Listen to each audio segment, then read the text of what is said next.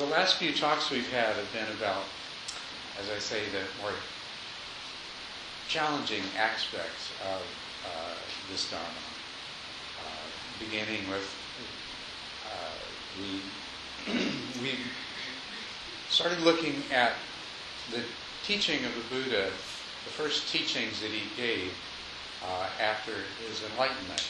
And the very first teaching is the one where he presented what has come to be known as the Four Noble Truths, the first of which is that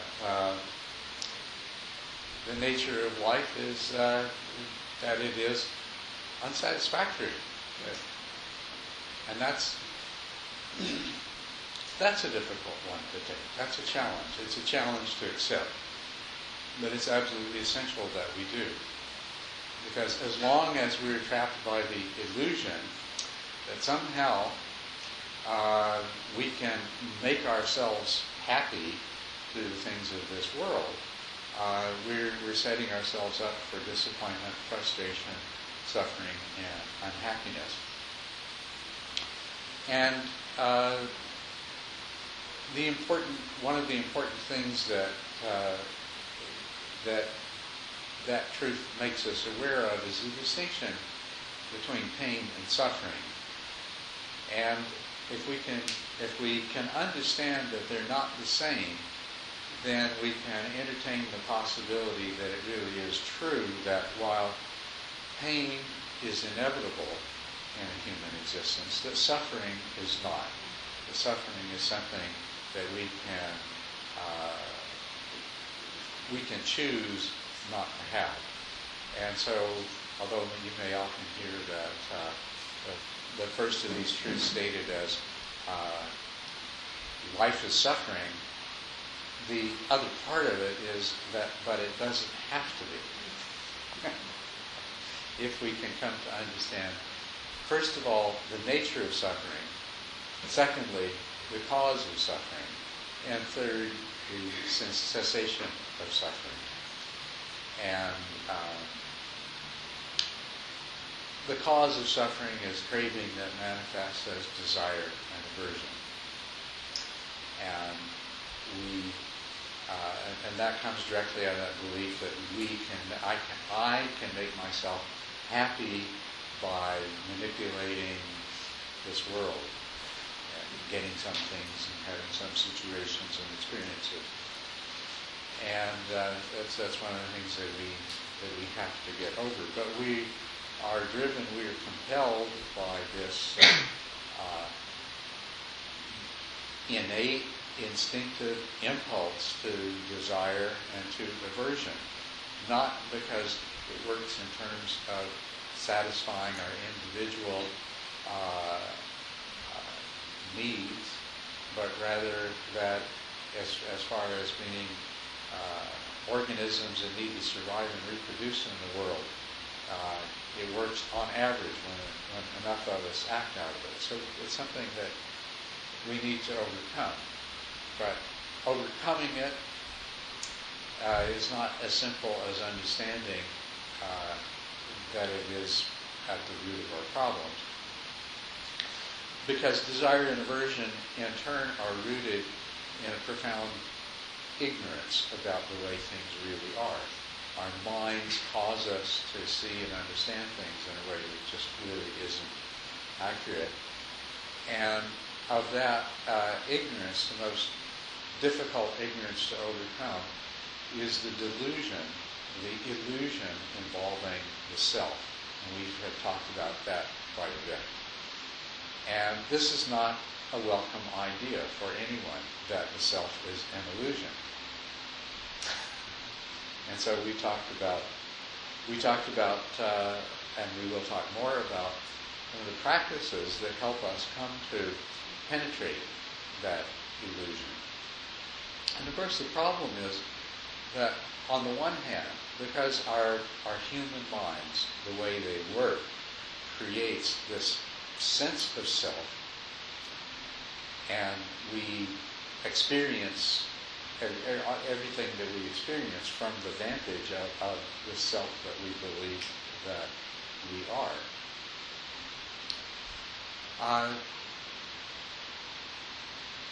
as we become aware of our own perishability, impermanence, and death, then we begin to cling ever more strongly to this idea of the self. And so we tend to go in this direction of wanting to believe that this self somehow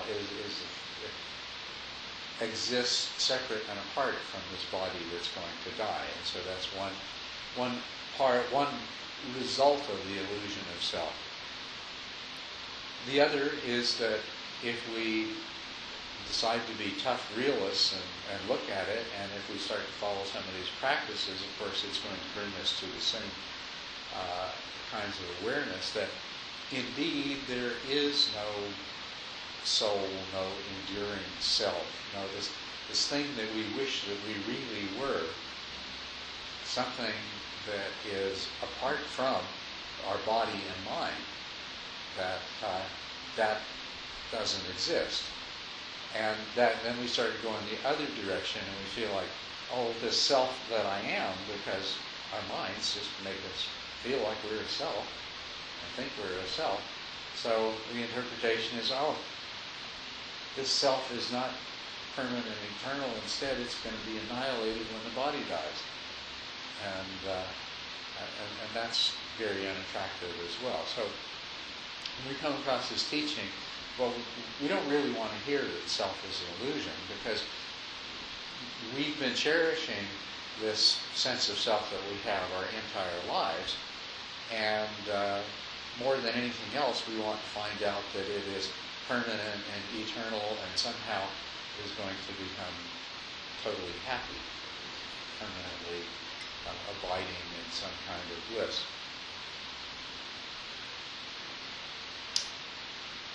So it's not something we want to hear, and it's not something that it's easy to understand. But if you do these practices, and if you cultivate the abilities that come through meditation, you can see through the illusion and see what really is.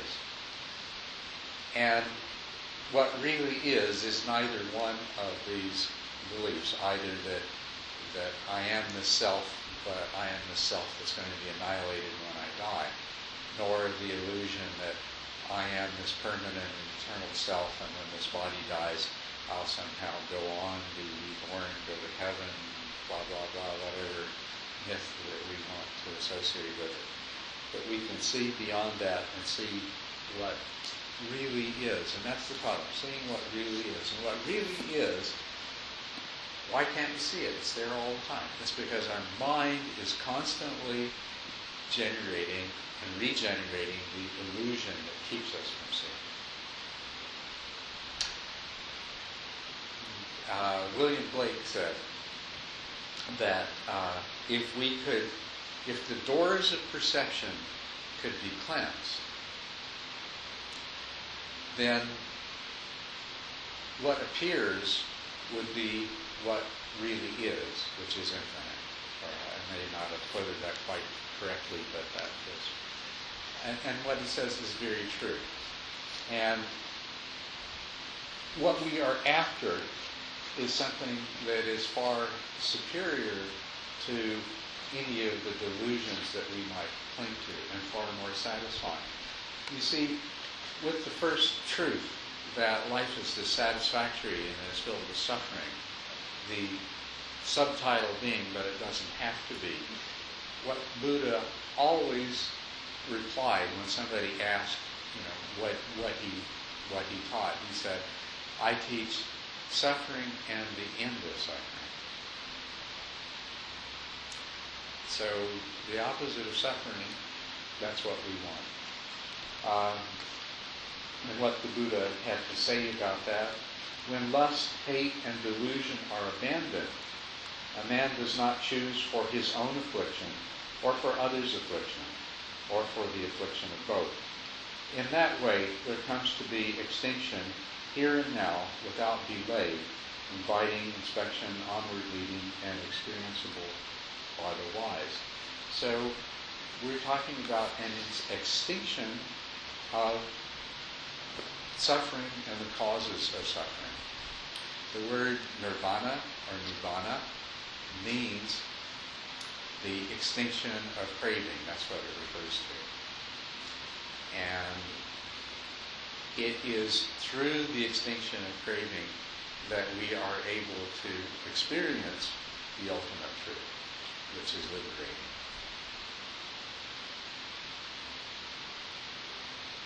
Craving perpetuates the illusions that keep us from discovering this ultimate truth. And so there are a variety of reasons why we need to overcome craving. We need to overcome craving because it is actually the cause of our suffering. And we need to overcome craving because it is the source of those delusions that keep us from understanding this ultimate truth, which will completely liberate us. And the important thing about this is that in none of this, although it of necessity tends to be described in negative terms, in terms of what is absent and what is not there and what is not real, that it's when we say that we need to discover the truth, that the self we think we are doesn't exist, never has existed, and so therefore cannot be annihilated. That we are in search of something that is positive rather than negative. We're not searching out this a negative in the sense of annihilation. What the Buddha had to say about that is the unaffected is hard to see. It's not easy to see truth. To know is to uncover craving. To see is to have done with owning. There is an unborn, as unbrought to being, and unmade, and unformed. If there were not, there would be no escape. No. Here, for one who is born, brought to being, made, and formed, there would be no escape. But because there is an unborn, an unconditioned, an unformed, there is. But since there is an unborn, an unbrought to being, an unmade, an unformed, an escape is therefore described for one who is born, brought to being, made, and formed. And this is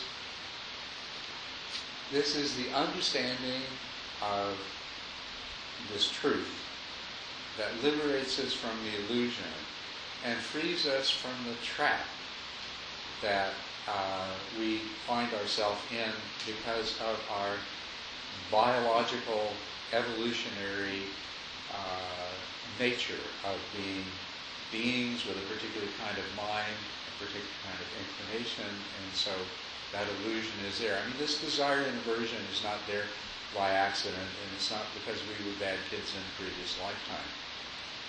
It's because, and this illusion of self, likewise, is not there for any of those kinds of reasons. The reason that we exist as the kind of beings we do is that over time we evolve, and we evolve. Part of our evolution that made us successful was having a mind that formed this clear, solid idea of self. And along with the idea of self is this sense of the self, this feeling of the self as a reality. And a mind that, having created that idea of the self and the feeling of the self, then would generate desire and aversion in response to different things, so that we would desire and pursue and accumulate those things that contributed to our survival. And that if somebody else came along and tried to take our mate away from us, we would feel a strong aversion and go tear a strip off for them. They're functional. And they don't exist in order to make us happy. And they definitely stand in the way of our happiness. But the wonderful thing is that, number one, they can be overcome.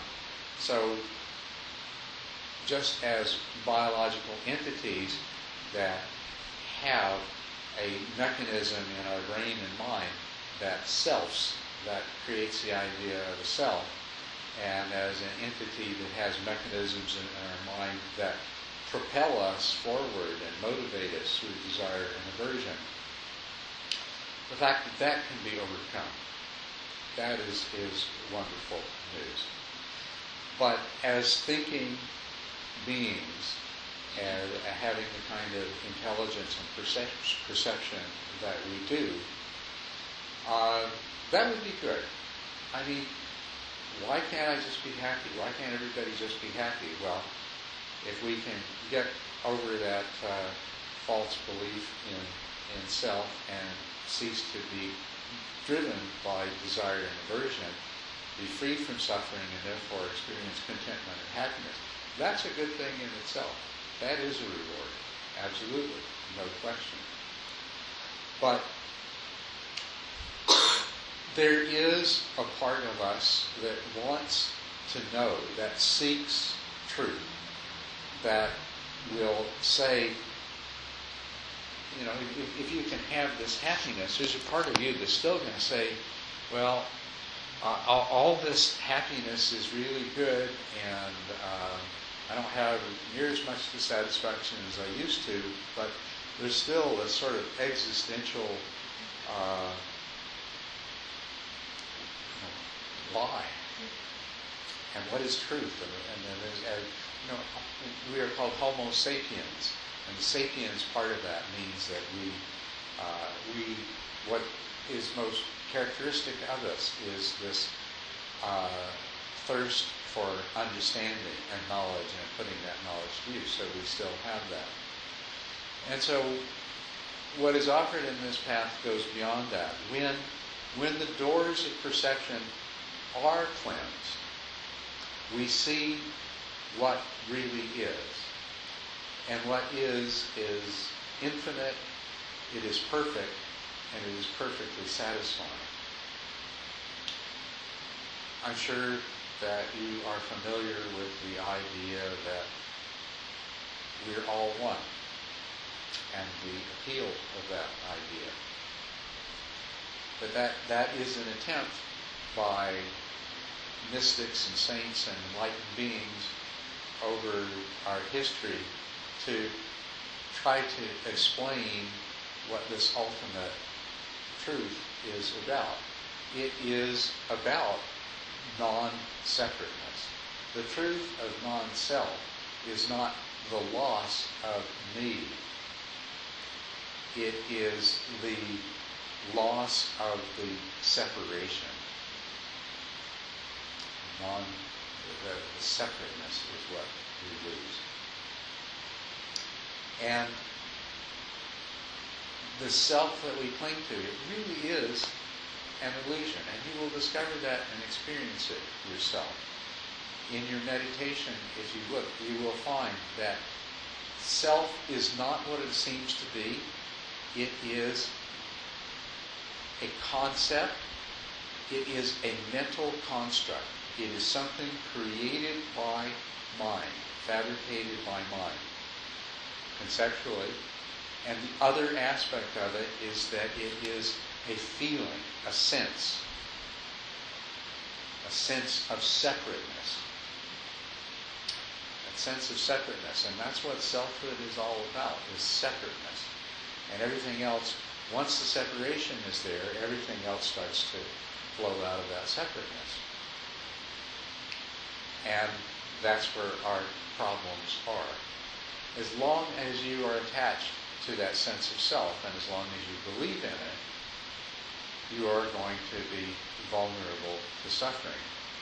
And you are not going to be able to fully uproot this craving. And that craving is going to continue to make you suffer. So your mind is causing you to live in a distorted reality. If you can see the way things really are, you discover, and this is what you need to discover. And right now, if you can discover this, you'll be liberated right away. That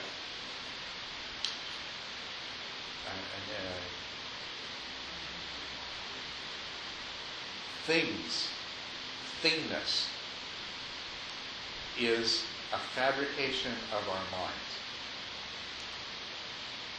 There is only process. And you've heard that the three characteristics are impermanence, selflessness or emptiness, and unsatisfactoriness. Our existence is unsatisfactory, and the more clearly you understand that, then the more you will have achieved renunciation of the false view that your mind imposes on you. That if only you could have this and keep that from happening, everything would be perfect and you'd be happy. And when you can see that's never going to be the case, that all actions and all intentions based in that view are doomed to failure and will only bring more suffering. And then you have discovered the truth of suffering, and there will be born in you renunciation. You will no longer seek happiness and freedom from suffering through changing this apparent world of things. But there is no such thing as things. There is only process. And that's what emptiness is the recognition that our mind creates thingness. It creates the illusion of things, and sure, all of our minds work similarly and we communicate, so there's a lot of commonality about what our minds, about this universe of thingness that we've created. So there is a consensual reality. But we also know that the reality that each of us inhabits is totally different than anyone else's. And what's important about that is when you realize that it's created by the mind, and you realize that the truth is, when we say the truth is impermanence, this is not a clear transmission of the insight, of the wisdom. It is not that things are temporary. It's not that there are things like a self, like me, that exist for a while and they're enduring, but darn it, they all pass away. That's not the insight. The insight is that there are no things. There is only process. And our mind creates the illusion of thingness. The second thing is that there is no separation. The selfness that we attribute to the appearance of things that our mind creates is an illusion. And the selfness, the separateness that we attribute to each of our individually experienced realities is also an illusion. In the absence of that separation, there is oneness, there is unity, there is wholeness, there is perfection. And this is what you want to have a direct realization of. This is what you want to discover the truth of for yourself. You see what I mean? And it's not an idea. If it were, at the level of being an idea, it's just one more idea, and so it just belongs to the whole category of things that is part of the illusion. It's recognizing it as an ultimate truth, as the ultimate nature. We've talked about consciousness. Our individual consciousness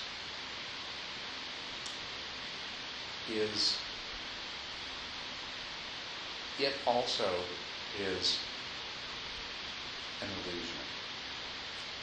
our individual consciousness, and the word for that in the Pali is vijnana, and in Sanskrit is vijnana.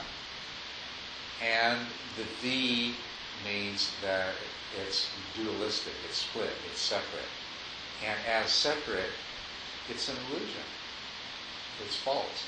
Because reality is unity, it's oneness. When mind creates a duality between the object of consciousness and the consciousness that holds the object, illusion has been entered into. And that consciousness, that vijnana or vijnana, is illusion. When the duality is overcome, when the mind ceases to fabricate this duality, then we have, instead of vijnana, we have jnana. Instead of vijnana, we have jnana. We have the direct knowledge of what is, what William Blake was recognizing that would arise if the doors of perceptions could be cleansed. And that's exactly what we are doing, is we are working to cleanse the doors of perception.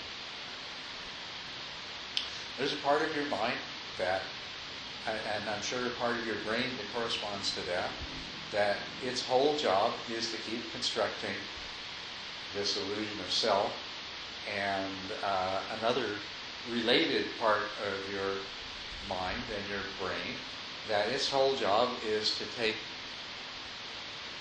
what arises via your sense organs and make that into a world of things.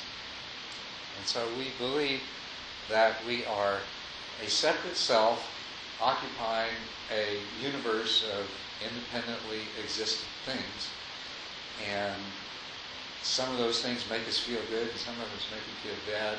And so if only we can manipulate things well enough, we can have happiness and be free from suffering. And no matter how we came into this world, we'll soon figure out that, well, in order to do that effectively, sometimes we have to make sacrifices in terms of other people. We'll always sacrifice somebody else, somebody else's happiness, in order to achieve our own and to escape our own suffering. But the truth is that this is all created in your mind. And even more deeply true is the fact that suffering itself, the suffering that you experience when you don't get what you want, or lose what you had, or get something that you don't want, that is also created by the mind. It's not like it's real, and 2 + 2 = 4.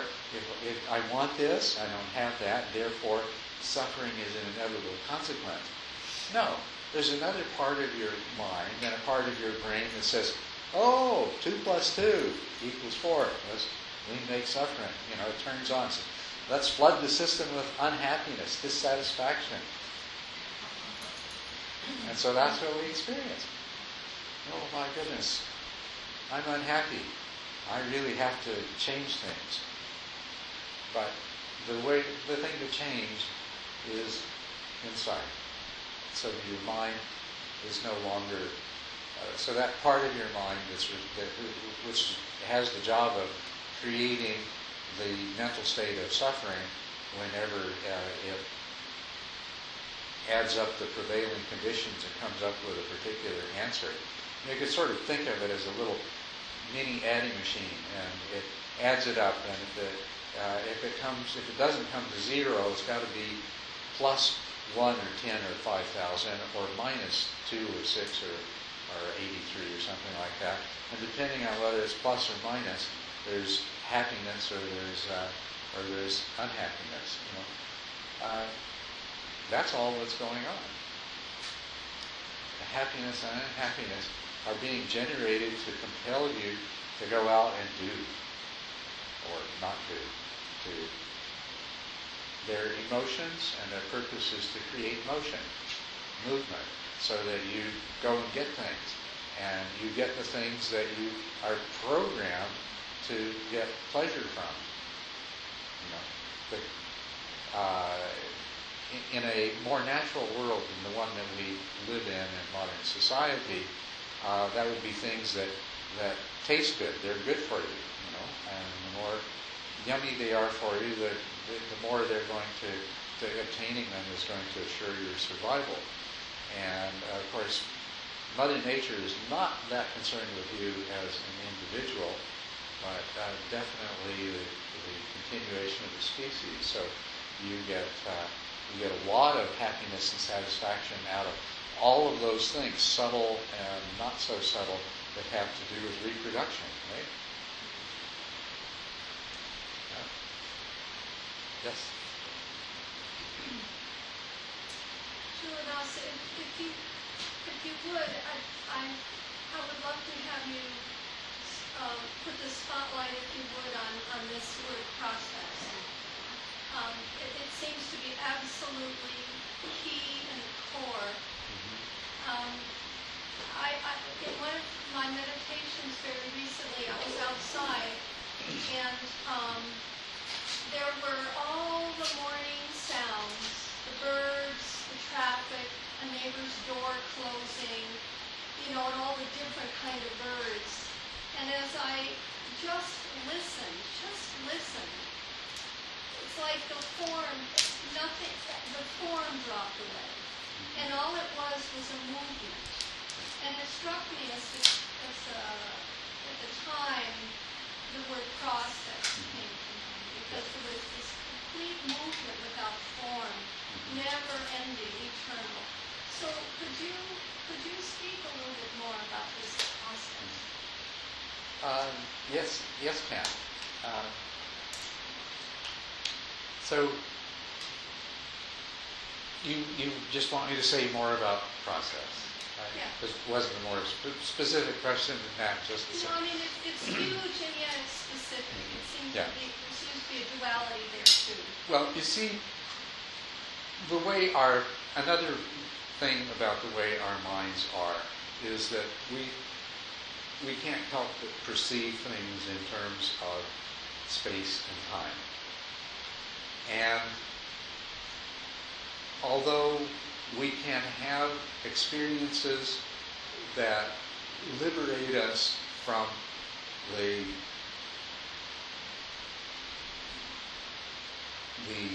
chopping up of process into discrete things which seem to be self-existent, subsistent on their own. The one thing that we don't seem to be able to do, except in very rare moments for very short periods of time, is to transcend the ideas of space and time themselves. And absolutely we cannot do that conceptually. Conceptually we can, though, recognize and speak about the experience of non-thingness as truly having the nature of process. But I'm just pointing out that even beneath that, even beneath when we speak of it as process, there is still something that can only rarely and temporarily be touched upon, which takes us beyond the confines of our mind's need to have the form, the structure provided by space and time. But this we can see, that there is only process. And we can see it on the physical level. You can, especially now with the kind of scientific understanding that we've all been exposed to, is that that matter is constantly moving, changing, that what makes up our bodies is constantly, we take in new matter and matter leaves. We take in energy and energy leaves. So the world, the material world, we can see as indeed having this nature of being continuous flux and process. And that can become delightful when we allow ourselves to see it, sort of thing that you're talking about, the experience that you have. No longer needing to cling to stability of things, and being able to just open yourself up to the fact that everything is this dynamic flow. The rate at which the mountains flow is a little bit too slow for us to necessarily catch, but that doesn't mean we can't understand it. We can grasp the reality of it quite well. But now if you can take that understanding and internalize it to the perception of what you think of as your mind, my mind, which we speak of in the singular, and the self, which likewise we think of as having this unitary property, and not only as unitary but as continuity, and our experience of consciousness, which we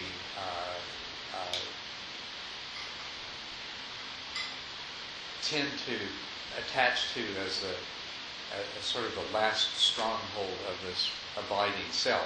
When we start to see consciousness itself instead of as a flux, instead of as a flow, instead of something that is continuously being created in a continuous process of creation.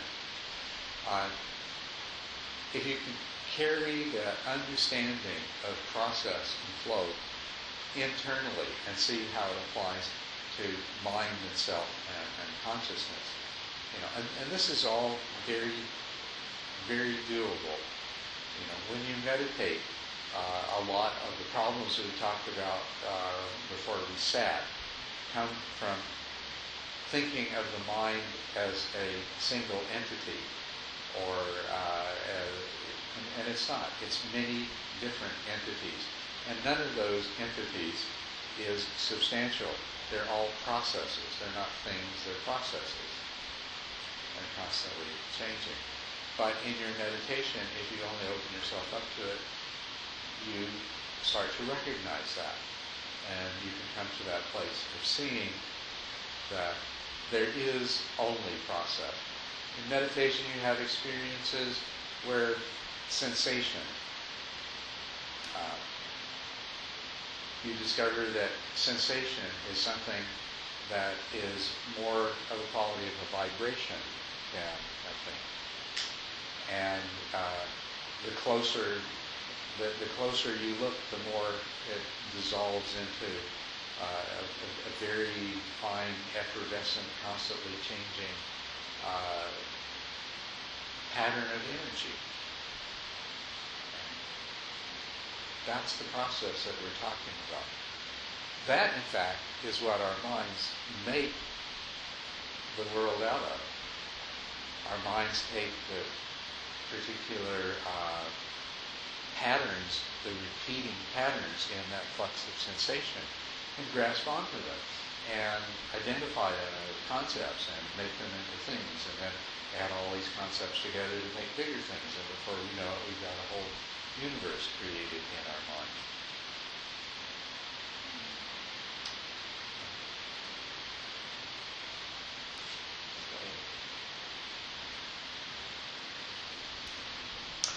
But anyway, what we want to see things the way they really are. That's what this is really going towards. Understand things the way the world experience ourselves as the way it really is. It is appearances that are generated by the mind. And the appearances are illusion. They are not what we think they are. What's important is what they are hiding from us. And when that is known directly, it has the desired liberating effect. It's called by so many different names, but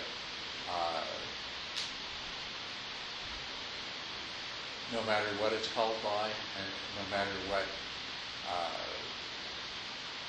conceptual way of thinking that somebody or some group of people or some culture has built around it. It is the same ultimate truth. And what's wonderful about it is that it is accessible to us. I mean, it could have been that whatever it was could never be discovered by us. But it's something that can be experienced. And all that is necessary to experience it is for your mind to cease its constant constructing activities.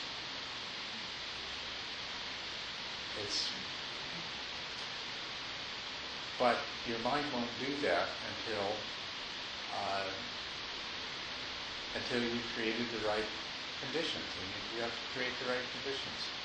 Part of that is understanding, in the fourth noble truth, the path to succeed in this is called the Eightfold Path, and it has 3 divisions.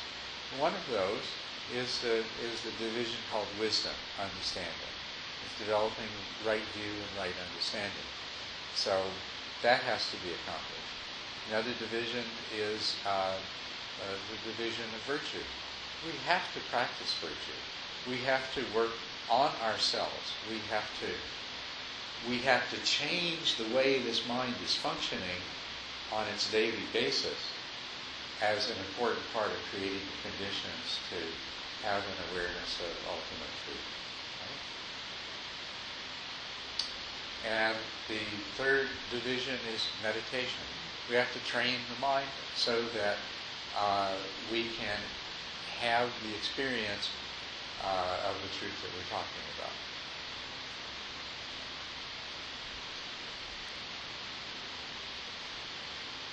Yes. Not that I'm going to interrupt. Please, I'm begging for questions. There's a bit of a glitch in the cord that's coming from here. Oh, the microphone is making annoying noises? It's just kind of going on and off. Okay. I'll try to keep that from happening. Is that better now? That's better. Okay, tell me if it happens again. Okay. But do you have a question? Or anything you'd like to discuss? Suffering is as a result of becoming attached to a mental construct. And so we're either creating what we're constructing or we're resisting, and we have aversion to what the mind has created. That's, I think you've described it rather well. We're either desiring something that the mind has created, or we're experiencing aversion to something that the mind has created. And so what I mean by that, I don't mean that, it's not that your mind is creating material objects, but the object that you perceive, that's created by your mind. And if it's an object of desire, then your mind is creating motivations to action and feelings that accompany that. And the inevitable result of that is going to be dissatisfaction, suffering. It may be actions that cause suffering of others, but that mind-created object is never going to satisfy you, and it's never going to bring you to any sort of lasting, abiding happiness. It can't. So then you focus on a sense of oneness as opposed to the separateness that maybe brings you back to a clearer sense of seeing. You don't no. I mean, you could do that, and that might produce a beneficial result in the short term. You could spend your time reminding yourself and convincing yourself that there is some sort of oneness in everything, and that may or may not work for a little while. But it's just another idea, it's another concept. If you put enough energy into it, it might last a little while, but and it's also going against everything that your mind is conditioned to do. Your mind is conditioned to say, well, there's me, and I'm hurting, and there's that, and it's causing the pain. So, I mean, it's not going to last. But if you can understand the truth that the ideas you have of these things are not really the way they are. And if that can become your intuitive way of seeing things, then you have the possibility of passing beyond the illusions that are standing in front of you seeing the way things really are. When you can penetrate that illusion, then you will know that oneness. It won't be an idea that's put back in your mind.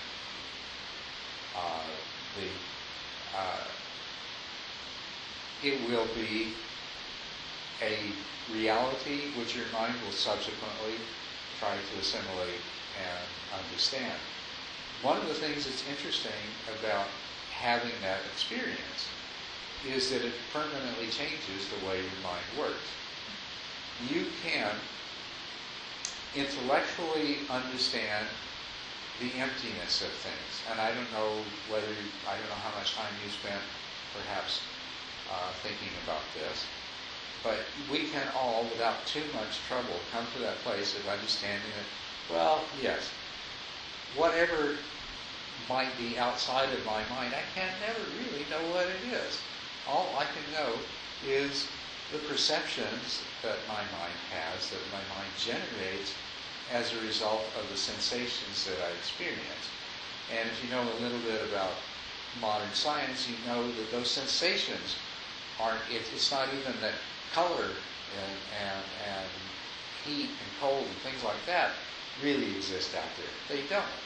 They are produced, redness and blueness and warmth and cold and things like that.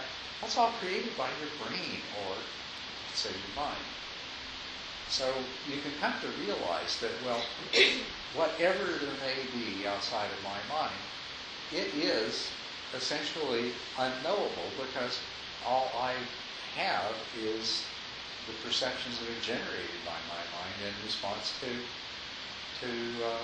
the sensory experiences that I have. So you can understand that emptiness, right? And it's important to understand that emptiness, and it's important to carry that beyond just an intellectual understanding to becoming an intuitive way of understanding the way everything is. If when you find yourself very unhappy in a situation, if you can clearly see that, well, somebody else would be having a different experience because they have a different mind and it would have created a different reality. And so I don't have to experience it this way. And if I could get to the root of why my mind is making me experience it in the way it is, then I wouldn't have to experience it this way. That's emptiness. That's the emptiness. The same thing is true. You feel like yourself and you have an idea of who this self is. And that keeps getting reinforced all of the time. But you can also intellectually understand the emptiness of that. And you can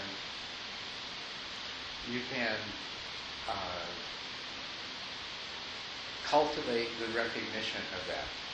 And you can begin to be somewhat liberated through this conceptual and intellectual understanding of the emptiness of things and the emptiness of self.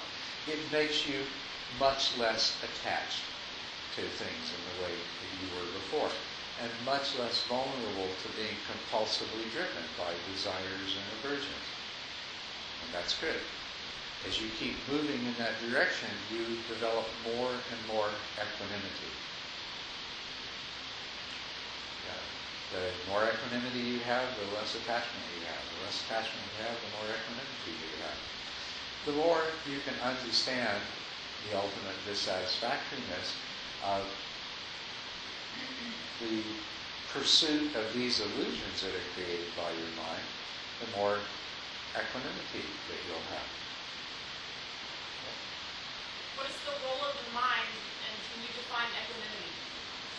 Well, yes, I can define equanimity. So, Can you repeat the question, please? yes. What is the role of repeat the question? What is the role of the mind? I have to learn to do this, to repeat the questions, especially if you're recording this. So you can all remind me. The question, or what was asked was, what is the role of the mind, and could I define equanimity? First of all, let me define equanimity. Equanimity is the non-reactiveness. The experiences we have will always have some affective quality, some feeling quality.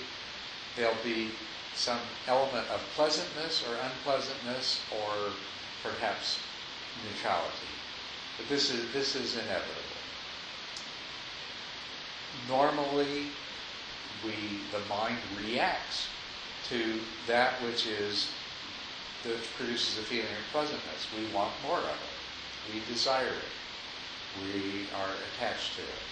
And just the opposite, that which is unpleasant, we want less of it. We want to get rid of it. We have an aversion for it. We want to destroy it.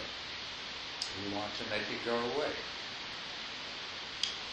And equanimity is non-reactivity.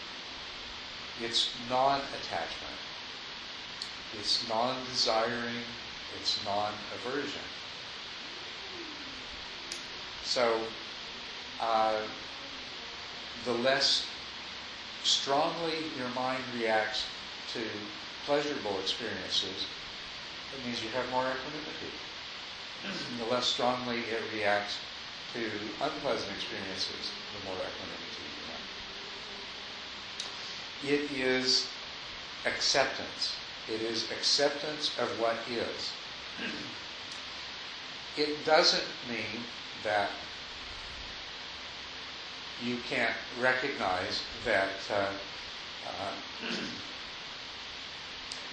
things can be changed. It doesn't mean that you can't recognize that something that produces either pleasantness or unpleasantness would be better to have more of or have less of. But you are not coming from that place of attachment, desire, aversion. It's not coming from a place of craving. So that's what equanimity means. So as we develop more insight into the said that there's three characteristics of all the things that we experience: that they are impermanent, they are empty, selfless, and thirdly, that they are unsatisfying. And the more our insight into these three things deepens, the more equanimity we will experience.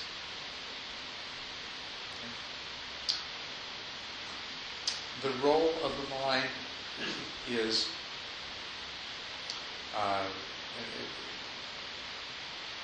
the role of the very same mind that's creating the illusions is that it has the capacity to penetrate those illusions. And the role of the mind is to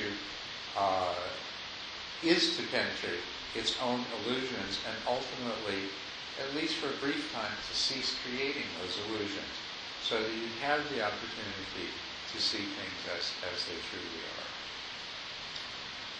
So we use the mind in this way. We train the mind in meditation, and we exercise the mind in the acquisition of wisdom, understanding, insight. And we also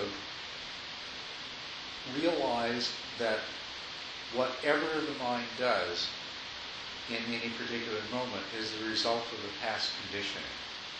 And this is where the practice of virtue and the practice of what are called the perfections comes in. Because this is where we learn to condition our minds in a different way. If we recognize that we commit unwholesome actions that cause harm and contribute to the suffering of other beings, because of desire and aversion, and we wish to overcome desire and aversion in ourselves, then we practice virtue. We practice the non-doing of these harmful sorts of actions.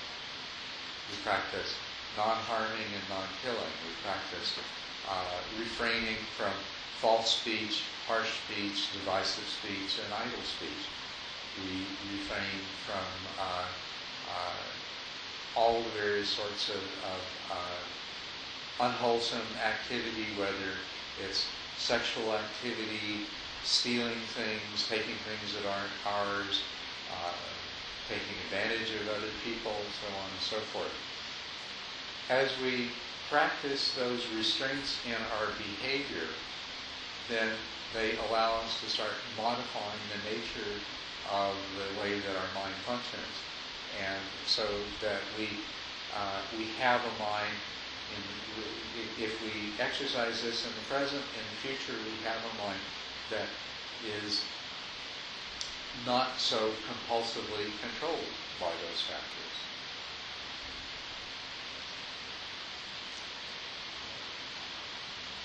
Yes? I'm just curious how you would define rebirth. Define rebirth? Because we do talk of the soul, we talk of the ongoingness, so I'm just curious how you define that. That's a very complex subject, but... Did you repeat the question? What's that? Oh, I said yes.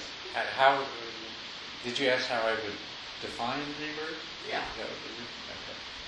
Well, I would do it the same way that the Buddha did, which is to say that the only thing that is reborn is the karmic formations. There is nothing else. There is no, the self that you believe you are is not what's reborn. And as the monk Sati was scolded for and told, not even the consciousness that you feel you own is what is reborn. The only thing that is reborn are karmic formations. Which means, how would I define rebirth? It means that the karmic formations that you generate, and by that we mean all the propensities either for wholesome or unwholesome, wholesome actions that is the conditioning operating in your mind, that those propensities will appear in another being or other beings.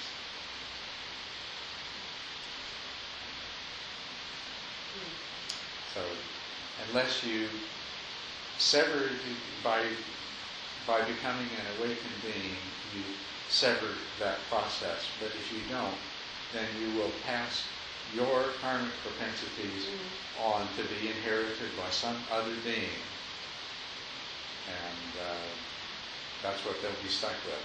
So you can, at the very least, you can create very positive and wholesome karmic propensities. Mm-hmm. Would you agree with the statement that it's the connection of the new body with the continuum of changing moments of consciousness, which pre-existed in connection with an old body, and then with the connecting to a new body, then the I arises again. The I is first to arise again. Well, that that was a long question. Would I agree with? And what I'm being asked if I would agree with is it's basically an Abhidharma theory. It's post-Buddha theory that says that the way rebirth happens is that there is a continuum of moments of consciousness, and that the last moment of consciousness that you as an individual experience prior to your death. There is a moment of consciousness that links your existence as a mental entity to another being, and that each of these moments of consciousness is that make up our life. Each moment of consciousness is the cause of the next moment of consciousness, and that what links one life to another is that the last moment of consciousness in one life acts as the trigger for the first moment of consciousness in this other being's next life. There are, from my point of view, huge philosophical and experiential problems with that Abhidhamma theory. So I would not agree with it as it's stated. On the other hand, there is a much deeper understanding to all of these things. There is a deeper understanding to the doctrine of rebirth.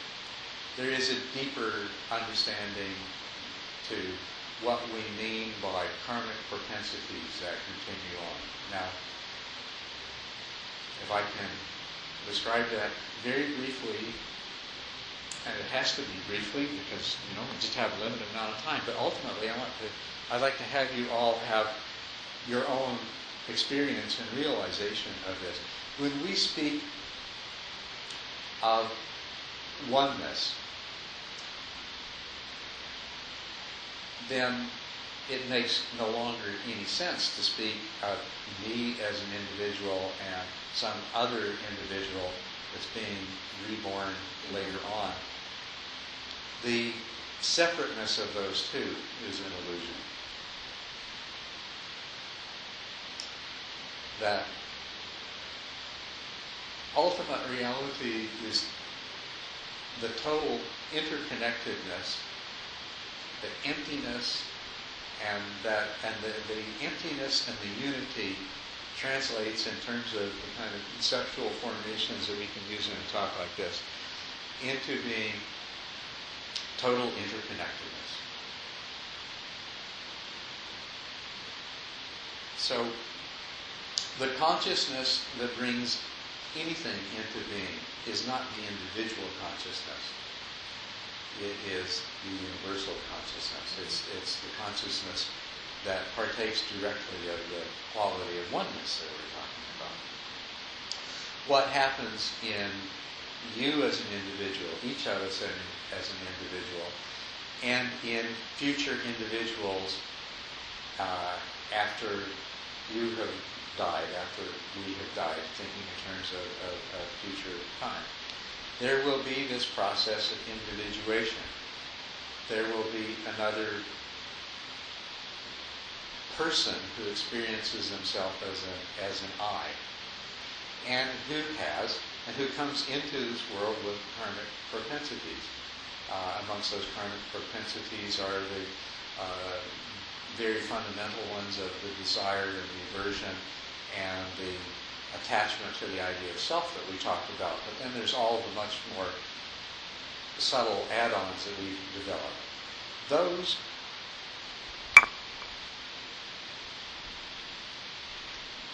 in as much as there is a oneness, those don't disappear with an artificially isolated part of a totally interconnected process.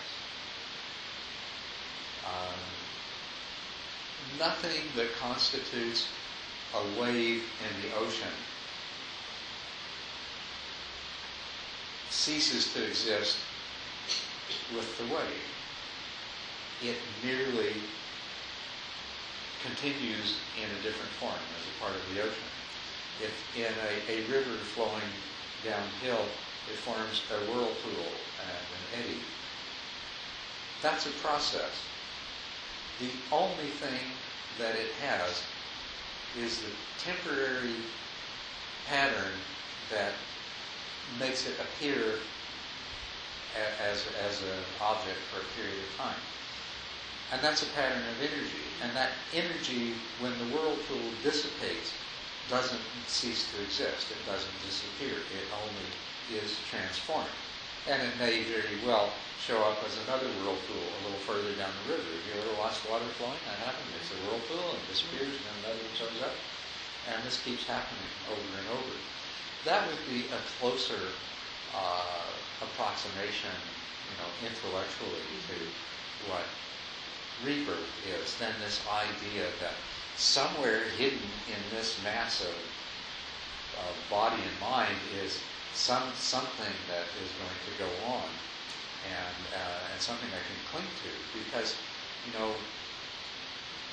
there are all kinds of things about this body and mind that you are that came from all kinds of beings in the past and will be passed on to all kinds of beings in the future. The important thing is that you are them, not that you are you and that you were one of them and you will be one of them in the future. That's not what's important. That would be a really disappointing outcome. That, as a matter of fact, was the disappointing outcome that the Brahmanic philosophers had come to at the time of the Buddha.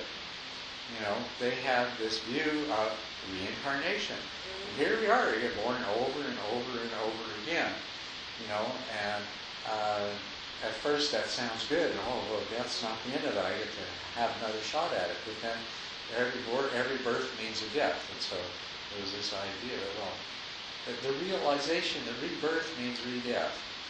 And the realization that although at first glance the idea of this self that I really am being reborn again and again, that's not such a good idea after all. And the Buddha said, hey, no problem. It doesn't exist anyway. You don't have to worry about it anymore. But there is a deeper truth that if you can come to that truth, that will liberate you. That will set you free. Well, it seems an intellectual conundrum to even be able to articulate the process of rebirth because, you're basically, we're talking about the emptiness of the I, the you, deconstructing that, sure. And then to try and say that even in the sense of a mental construct of a consciousness or a continuum that goes on, then we're applying the same kind of self-existent nature to that construct, exactly. which right. doesn't exist. So, and the you in the past and the you now and the you in the future are also awash because they don't exist either. So That's exactly right. To say that the karmic imprints that you have made in this life are going to carry on to another being in a new body, that's, that doesn't even make sense to a degree. So it's almost, inarticulable, or it is hard to describe with the language that we have, what happens. I have no hope of repeating that. I just maybe I spoke loud enough. But it might have been loud enough to come across. That was very good, Susie. And thank you. And that is true. But, we have this tendency, we want to keep exerting self-nature to things. That's the way our minds work. And as a matter of fact, we can't talk without that happening. And that's why you have in all of the wisdom traditions of the world, not just Buddhism, but all of the wisdom traditions of the world, you have different levels at which things are taught and understood. And so until somebody can recognize that because of the universality of emptiness, this or the ultimate truth of anatta, of not self, that these notions of reincarnation that we want to cling to have to be false. Until you get to the point of realizing that, you may need that. You may need that way. You may need to think in those terms to help you along. But we're trying to get all the way beyond that. We're trying to let go of these intellectual crutches and attachments that are no longer, they're holding us back more than they're holding us up. I thought I'd read one more little thing from the sutras here for you before we finish for the evening. There was once a bhikkhu in this community of bhikkhus who had this thought: where do these four great entities cease without remainder? That is, the earth element, water element, fire element, and air element. Then he entered upon concentration such that when his mind was concentrated, the path to the gods was manifest. And we'll skip a big part of this. He goes to all these different realms of the gods, and he asks them all this question: where do the four elements cease? All the way up to the great Brahma. And he asks the great Brahma, and the great Brahma evades the question. As a matter of fact, I'll read to you the great Brahma's answer. He says,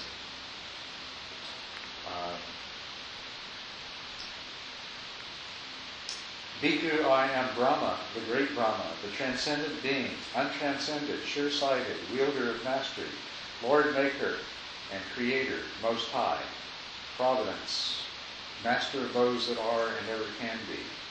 The Bhikkhu asked Elder Renori, he says, friend, I did not ask that. What I asked was, where do the four great entities cease without remainder? So finally, the great Brahma pulls him aside and says, listen, I couldn't tell you in front of all the other gods because they think I know everything, but I don't know the answer to this. So, the bhikkhu then vanished from that world. He came and asked the Buddha the same question. Actually, it says they came and asked me the same question, because this is the Buddha speaking in the first person. I told him, Bhikkhu, it happens that seafaring traders set sail with a shore-finding bird, and when their ship is out of sight of land, they release the bird. It goes to the east, south, west, and north, and up and down, and in between. If it sees land to one side, it goes towards it. But if it sees none, it comes back to the ship. So too, Bhikkhu, wherever you sought, even in the Brahma world, you found no answer to your question, and so you came back to me. But the question should not be put like that. It should be put like this. Tell them, where do water, earth, fire, and air no footing find? Where likewise the long and short, big and small and big, fair and foul, where is it that name and form do without remainder cease? And the answer thereto is this: the consciousness that makes no showing, nor has to do with finiteness, claiming no being apart from all. There it is that water, earth, fire, and air no footing find. And likewise, the long and short, small and big, fair and foul, there it is that name and form do without remainder cease. So, the problem with the question is that it was couched in the sense that materiality, in terms of the four elements, actually existed. And so the question was, where do these cease? Where is the end of what is? And the correct way of stating it was, where do water, earth, fire, and air no footing find? And what this means is that this material reality is mind created, the four elements. So it's not where do they cease to exist, because they don't exist. It's rather, where does the appearance of these no longer find any footing? And so on with the other things that he added to it, the long and short and so forth. And the answer to this is the consciousness that makes no showing nor has to do with finiteness, claiming no being apart from all. And this, the ultimate truth that we are after, is that all of those things that we wrestle with as in terms of existence and non-existence are projections of the mind solely and exist only in the mind. In the course of our understanding the nature of reality more and more deeply, we come to realize that this idea of reality, of existence, has no meaning except in terms of consciousness. Do you see that? It's a little bit, it's not that hard to grasp, but maybe just a little bit. You know, this idea that when I'm not conscious of something, that something still exists. If we are really honest, if we are really strict if we are really scientific in our investigation, we realize that the mind infers existence outside of consciousness. But the only thing that you can really speak of in terms of reality is something real or not, is that of which there is consciousness. And now the individual consciousness we have, the separate consciousness that we have, that arises in the six senses and dualistically takes an object, this is not the real consciousness. The real consciousness is that consciousness which is the same in all of these senses, that consciousness which is the same in all sentient beings, that consciousness which is only one, and that has no separate being, but is the foundation for anything that our individual consciousness or our mind might identify as existing or as reality. So the ultimate reality is the purely undifferentiated consciousness that is universal and that is the source of everything that underlies it all. And as a matter of fact, this was discovered by physicists back in the 20s and 30s, that nothing exists until the probability wave is collapsed by conscious observation. But it's not the conscious observation of an individual, separate, self-identifying conscious mind. It is the universal consciousness that collapses the quantum probability wave. And essentially, physics is converging with Buddhism and everything else. All of our different sources of knowledge. Philosophers have discovered the same thing that we're talking about as emptiness. The phenomenologists, Immanuel Kant and Husserl and Merleau-Ponty and all of these phenomenologists discovered the same thing, that the only reality we know is the reality in our mind. The existentialists. And then you go to sciences and the physicists. All sources of human knowledge and understanding are converging on the same ultimate truth. The neuroscientists now are finding that, well, yeah, there's a place in the brain that creates the sense of self, and things can happen to make it stop creating the sense of self. Well, that's the same thing that people have been doing through spiritual practice and meditation for a long, long time, is getting that part of the brain to just shut up for a little while. Get out of the way so that we can discover what's really going on. Anyway, that is the reward that we're after. That's what makes learning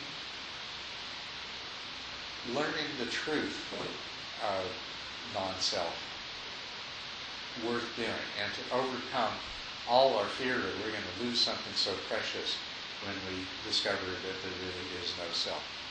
And discovering the truth of emptiness, that we're going to lose this precious world of sports cars and sex partners and everything else that we're so attached to, money in the bank or whatever it is.